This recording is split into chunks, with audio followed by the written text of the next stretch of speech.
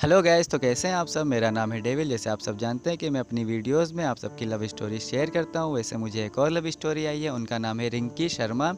उन्होंने अपना एड्रेस नहीं लिखा, उसके लिए सॉरी।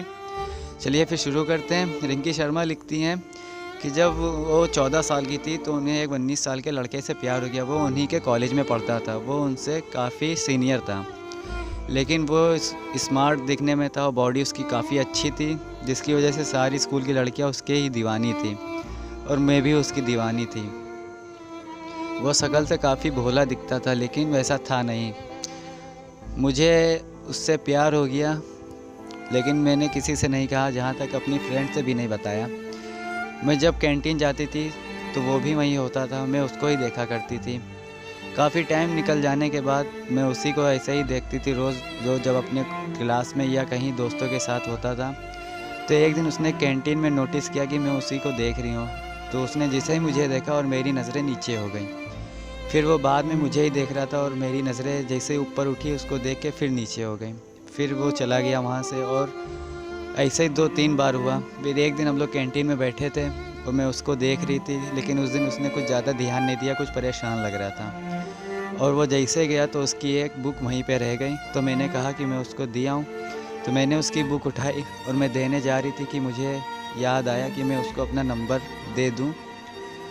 तो मैंने पीछे बुक पे अपना नंबर लिख दिया और मैं जा रही थी देने, कि मुझे मेरी फ्रेंड ने रोक लिया और बोलने लगी तुम कहाँ जा रही हो। तो मैंने उससे कहा कि वो भूल गया बुक, तो मैं उसको देने जा रही हूँ।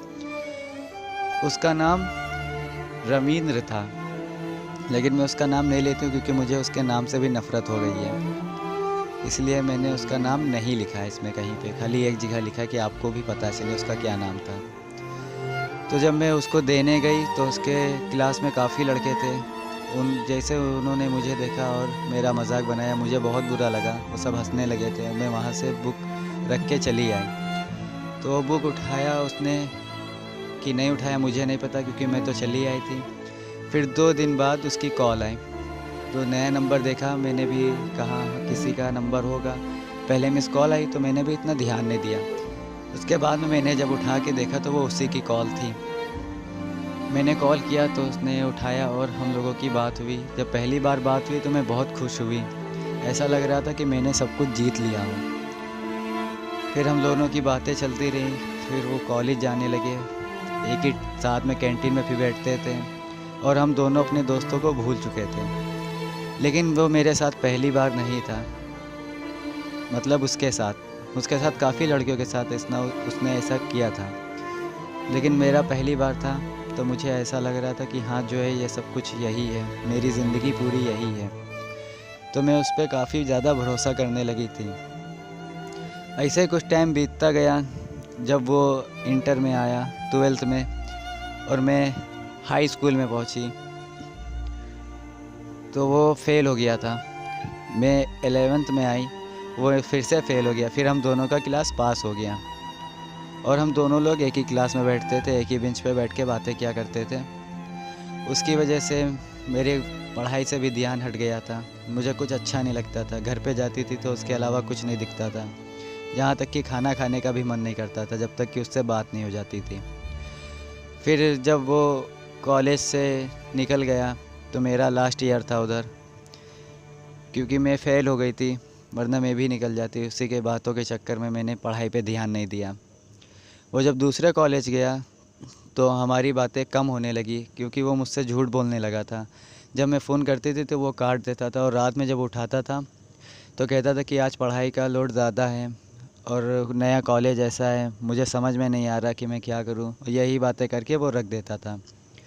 तो मुझे भी लगा कि हाँ नया कॉलेज है, ऐसा हो सकता है। तो मैंने भी ज़्यादा परेशान नहीं किया उसको। जब हम लोगों का काफ़ी टाइम बीत गया, उसके 2 महीने हो गए थे कॉलेज के ज्वाइन किए हुए, तो मैंने उससे फिर से पूछा कि अब तो इतना नहीं है, लेकिन वो फिर भी सही से बात नहीं करता है। तो उसने भी वही बताया कि मेरा एग्ज़ाम स्टार्ट होने वाला है, और मेरा उसी कॉलेज में मेरी एक फ्रेंड भी पढ़ती थी। तो मैंने जब उससे पूछा तो उसने मना कर दिया, कि उसने कहा अभी ऐसा कुछ नहीं होगा। तो मैंने उससे नहीं कहा, मुझे लगा कि वो सच बोल रहा होगा, लेकिन वो झूठ बोल रहा था। फिर मेरी फ्रेंड ने बताया कि तुम क्यों पूछ रही हो, मतलब कभी तो नहीं पूछा ऐसा।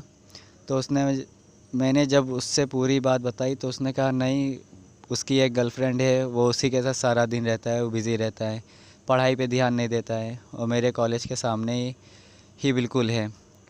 मेरा गर्ल्स कॉलेज था फ्रेंड का, और उसका बॉयज़ कॉलेज था, और वो वहाँ से दिखता था कैंटीन में जब वो लोग नाश्ता करने जाते थे, बिल्कुल सामने ही थे।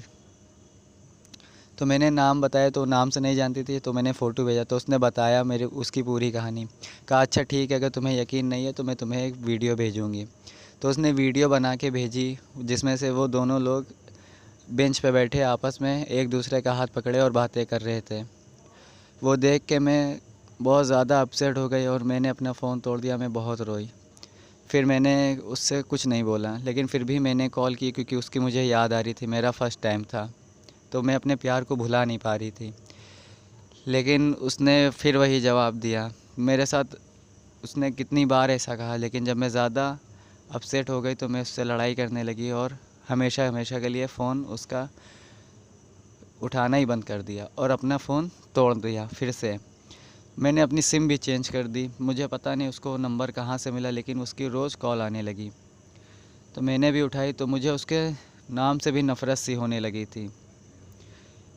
जब मेरा टाइम आया, मैं भी पास हुई, तो मैंने वहाँ एडमिशन लेने से मना कर दिया। तो मेरी मम्मी ने पूछा क्यों, वो कॉलेज सबसे अच्छा है पूरे स्टेट में।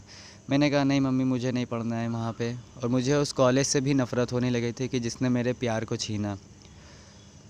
जब मुझे दूसरी जगह एडमिशन मिला, मैं जाने लगी, तो वहाँ मुझे एक और लड़का मिला, लेकिन मुझे लड़कों के नाम से नफ़रत सी हो गई थी। और जब उसको मैं देखती थी तो मुझे और ही नफ़रत होती थी कि मैं अपने आप को मार दूं, कि मेरा फ़ैसला था, मैंने फ़ैसला गलत लिया था। अपने फ़ैसले पे मुझे गुस्सा आने लगी थी, इसीलिए मैंने अभी तक उसकी कॉल नहीं उठाई और मैं अपने भी प्यार को भूल नहीं पाई हूँ। बहुत हार्ड। हाँ, तो ये कहानी काफ़ी अच्छी थी। अगर आप सबको ये कहानी पसंद आई हो भाई तो मुझे और सेंड करिए। मेरे इंस्टाग्राम लिंक नीचे डिस्क्रिप्शन में दे दिया है। और अगर वीडियो पसंद आई है तो वीडियो को लाइक करें, शेयर करें और कमेंट करें। तब तक के लिए गुड बाय।